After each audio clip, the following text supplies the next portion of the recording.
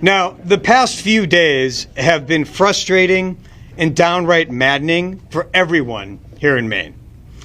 But now it is time to focus on the future, because our goals of flipping Maine's Senate seat and the entire U.S. Senate have not changed. And that is why this morning I announced my candidacy for the United States Senate to defeat Susan Collins in the fall.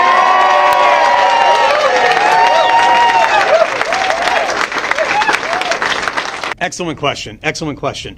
One of the key portfolios and tasks that I had in my three previous jobs, director of the health department in Illinois, director of the health department here in Maine, and then deputy director of the U.S. CDC, was working extensively with the legislative bodies in each of those three to secure our budget, to make sure that the regulations and authorizing legislation we needed was in place, and to negotiate about things like the pandemic treaty and brief them on emerging situations.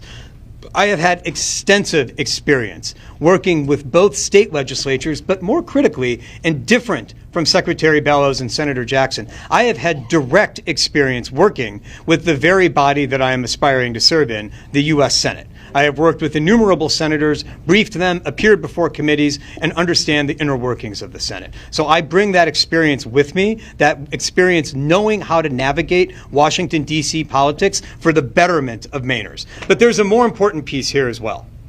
All too often, legislators don't have an appreciation for how the legislation they pass actually gets implemented on the ground. I cannot tell you the number of times I have met with a state or federal legislator in describing a problem, and that legislator said to me, "Hey, wait a minute, I thought we passed a bill a couple years ago to fix that." And I look at them and say, "No, you didn't.